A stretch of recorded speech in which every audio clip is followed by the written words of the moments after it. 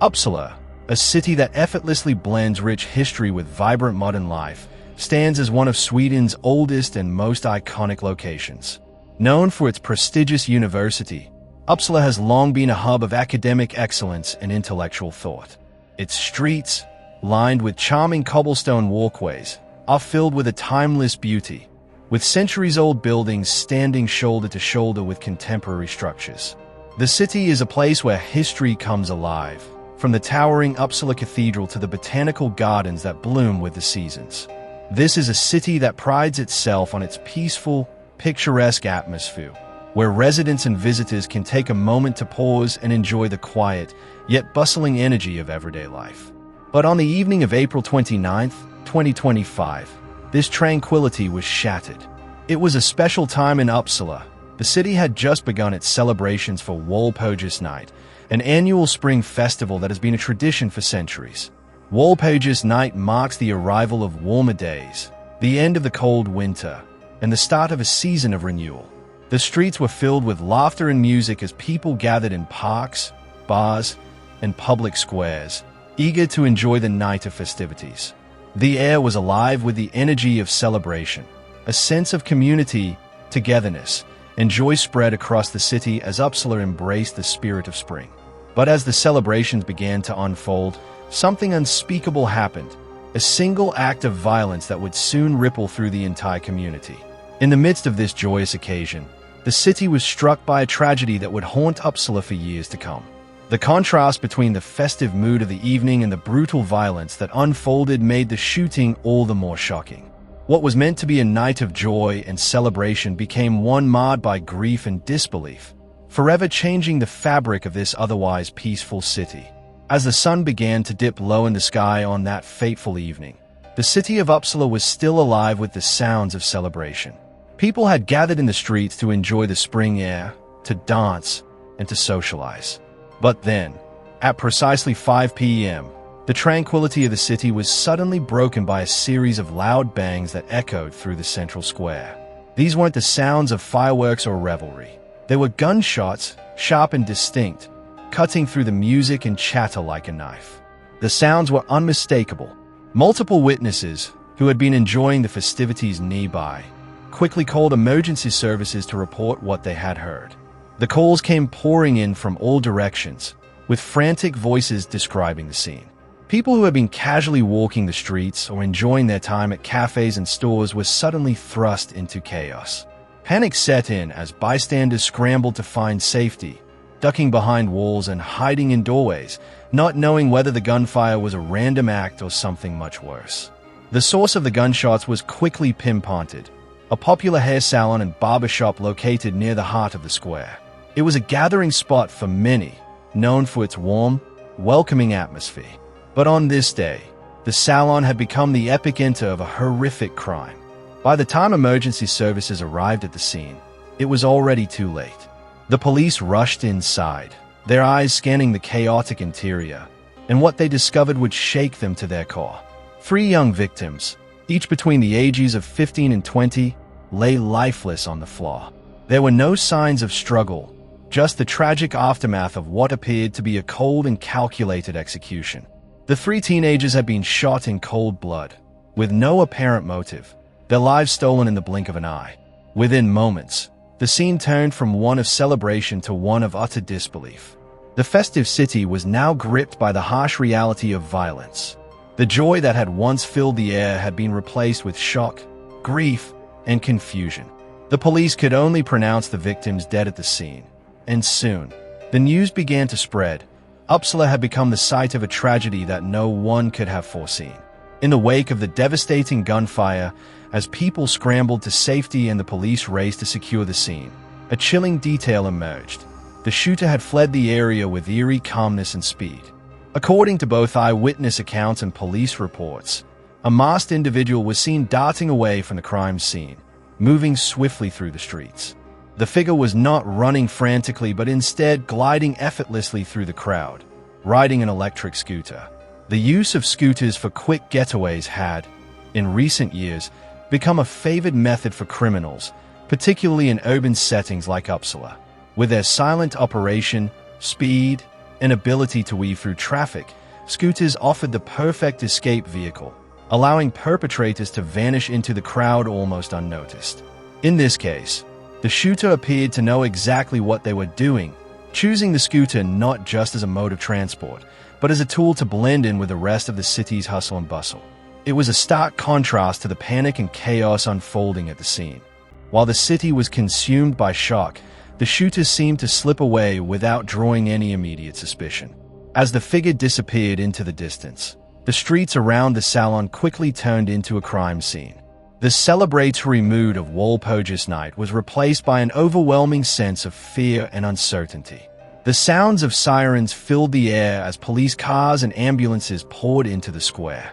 Officers moved swiftly, securing the area and ushering curious onlookers and terrified residents away from the crime scene. The festive spirit that had gripped Uppsala only moments earlier now seemed like a distant memory, replaced by the somber reality of a city suddenly plunged into crisis. The police immediately launched a full-scale homicide investigation, but the sight of a masked shooter fleeing the scene left more questions than answers. How had the shooter planned their escape so effectively? Was this a random act of violence, or did the crime point to something darker, perhaps linked to the rising tide of gang activity and youth violence in Sweden? The investigation had only just begun, but the entire city was already on edge, haunted by the unsettling image of a killer slipping away unnoticed, leaving behind only the echoes of gunfire and the heartbreak of 3 lost young lives. The shock of the shooting still lingered in the air as Uppsala tried to come to terms with the events of that tragic evening.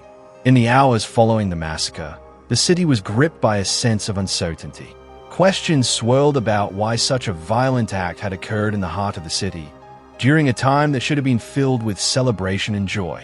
Yet, the police were quick to act, determined to bring justice for the victims and to uncover the truth behind this horrifying crime. By the following day, investigators had made a significant breakthrough. A 16-year-old was detained on suspicion of the murders. The young suspect, whose identity was not initially released, had been taken into custody after police pieced together information from eyewitness accounts, surveillance footage, and other clues found at the crime scene. The arrest was a small but important step in the investigation, but it also raised many more questions. How could a teenager be involved in such a heinous act? Was this an isolated incident, or part of a larger, more dangerous pattern? In the days that followed, police worked tirelessly to gather evidence and piece together the events leading up to the shooting. Investigators conducted multiple witness interviews, hoping to fill in the gaps.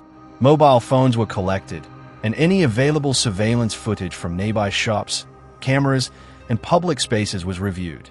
Every detail mattered, from the suspect's movements in the days before the shooting to any connections between the victims and the shooter. While the police worked diligently to piece together the puzzle, the authorities were careful to withhold certain details. At that point, they had no definitive motive for the killings. But one theory began to emerge. The shooting was likely gang-related. Gang violence had been on the rise in Sweden, especially among youth, and investigators began to suspect that the incident might be connected to territorial disputes or rivalries between criminal groups. However, the lack of clear evidence meant that this was still just speculation, and the investigation would take time to confirm any connections. In the midst of the investigation, the authorities faced the difficult task of notifying the victims' families.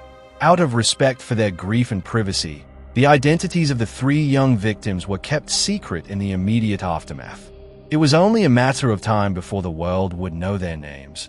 But for now, the focus was on ensuring that their loved ones were informed in the most sensitive way possible.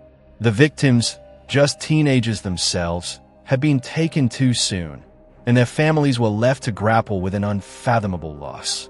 For Uppsala, the grief was not just that of 3 families, but of an entire community left wondering, how could something so violent happen in their city? The events of April 29, 2025, left an indelible mark on Uppsala, but the ripple effect was felt far beyond the city's limits. The tragic shooting was not just an isolated incident. It was part of a much larger and troubling trend in Sweden, a rising tide of gun violence and gang-related shootings, particularly among young people. This surge in violent crime had already become a growing concern across the country, with several high-profile incidents in recent years. However, the brutal killings in Uppsala took this issue to an entirely new level. What made the shooting in Uppsala even more alarming was the age of the victims. The fact that 3 teenagers, all aged between 15 and 20, were gunned down in broad daylight shocked not only the city but the entire nation. These were young lives, full of potential, tragically cut short. Their deaths raised difficult questions about the state of youth violence in Sweden. How had it come to this? How had young people, some still in school or just starting their adult lives, become embroiled in a world of violence and crime? This tragedy highlighted the failure of preventative measures to curb gang influence among youth. While Sweden had long been known for its strong social programs and low crime rates, recent years had seen a troubling shift. Gangs had begun to recruit younger and younger individuals, using them as pawns in violent turf wars. The Uppsala shooting was yet another grim reminder that, despite efforts to address this growing problem, many young people were still falling through the cracks. What made the shooting even more disorienting was the location itself. Uppsala, a city renowned for its peaceful atmosphere and historical charm, had been the backdrop to this violent crime. The shooting didn't take place in some dark alley or distant corner of the city. It happened in the city center, near a popular hair salon, a place usually associated with calm and normalcy. This was a public space, one that should have been safe, and yet, in an instant, it had been turned into a crime scene. The timing of the shooting, just as the city was celebrating Walpurgis Night, a festival that traditionally brings people together in joyous celebration, only added to the shock. People who were out to enjoy the festivities now found themselves caught in the crossfire of an act of senseless violence. The violence that had once seemed far removed from their daily lives had now intruded into the very fabric of their city. This raised deeper concerns. If a tragedy like this could happen in a public space, at the heart of the city, during a time of celebration, how safe could people really feel anywhere? The shooting forced Uppsala and the entire nation to confront the uncomfortable reality that no place or time was immune from violence. It sparked urgent conversations about safety in public spaces, the effectiveness of current crime prevention measures, and the increasing influence of gangs on the youth. For many, this event signaled that the fight against gun violence and gang culture was far from over. At the heart of this tragedy were 3 young lives. 3 teenagers who were at the beginning of their journey into adulthood. They had so much ahead of them: dreams, ambitions, family, and friends who had all hoped for bright futures. These were not just victims of a random act of violence. They were young people with their own stories, their own potential that was tragically and suddenly stolen. As their lives were cut short, so too were the hopes and aspirations of those who loved them. They had their entire lives to look forward to. Yet, in a moment, they became statistics. 3 teenagers, caught in the chaos of a world they were only beginning to understand. The grief and trauma left behind by this senseless act was not just felt by the families of the victims, but by the entire community of Uppsala. For a city known for its peace and serenity, this violent act was a stark and jarring reminder of the fragility of life. The impact on their families was profound. The loss of a child, a sibling, or friend is a pain that no parent, no loved one, should ever have to endure. The shock, the disbelief, and the overwhelming sadness would echo through their lives forever. The victims' families were left to grapple with the horror of their children's brutal murders, a fate no parent could ever prepare for. But the pain did not end with the families of the victims. The entire community was shaken to its core. Uppsala had prided itself on being a safe, welcoming place where families could enjoy the streets and people could go about their daily lives without fear. That sense of security, however, was forever altered. The shooting proved that violence could erupt anywhere, even in the heart of the city, in a space once considered safe. People in Uppsala and beyond began to question their own safety. How could they ever feel truly safe again in public spaces, knowing that such an act of violence could occur at any moment? This tragedy also raised larger, more unsettling questions about the forces that drive young people to commit such horrific acts.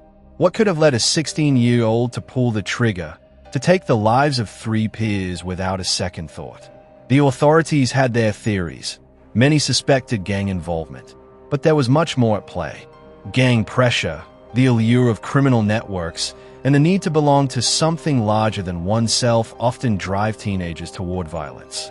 But it wasn't just gangs. Social exclusion, the lack of support systems, and the systemic issues of inequality and opportunity played significant roles. For many young people in troubled neighborhoods, crime can sometimes feel like the only way out, the only means of survival or respect. This shooting highlighted a vulnerability in Sweden's youth, a vulnerability not just to violence, but to the pressures that shape their decisions and actions. It exposed the cracks in the system, the gaps in the support network that was supposed to protect these young people from being swallowed by a life of crime and violence. It forced the nation to look closely at how its youth were being affected by these pressures and how easily they could slip into the world of gangs, drugs, and senseless violence.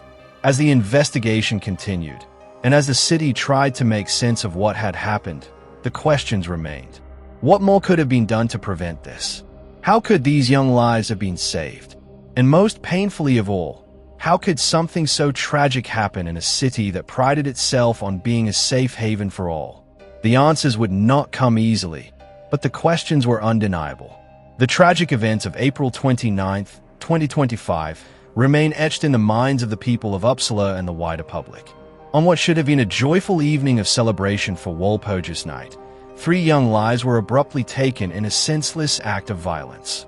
In the heart of the city, near a popular hair salon, gunshots shattered the peace, leaving 3 victims, all between the ages of 15 and 20, lying lifeless on the floor. In the aftermath, a 16-year-old suspect was detained, arrested on suspicion of the murders. The authorities swiftly launched a full-scale homicide investigation, collecting evidence, conducting witness interviews, and piecing together the moments leading up to the tragedy. But, despite the investigation's progress, the true motive for the shooting remains a mystery. Was it gang-related? Was there a deeper connection between the victims and the shooter that we still don't fully understand? These unanswered questions leave us with a sense of unease and uncertainty as the city waits for answers. The loss of these 3 young lives has left a profound impact on Uppsala, a city that had prided itself on its safety and sense of community. 3 teenagers, each with a future ahead of them, were senselessly taken, leaving their families, friends, and the city itself to process the unimaginable. The tragedy exposed a deeper issue, a growing wave of gang violence and youth vulnerability that has slowly been escalating across Sweden. It revealed how quickly a seemingly peaceful city could be shattered by the violent actions of a few, and how vulnerable young people, especially those caught in the grip of criminal networks, truly are. As we reflect on this tragedy, it forces us to confront uncomfortable truths about the state of our communities, the pressures faced by youth, and the broader societal issues that contribute to violence like this. What can we do to help prevent these kinds of tragedies in the future? The importance of stronger social support systems, better crime prevention strategies, and greater investment in our youth has never been clearer. These are not just isolated incidents, but part of a larger, systemic issue that demands our attention. As we conclude this story, we must also acknowledge that the investigation into the Uppsala shooting is still ongoing.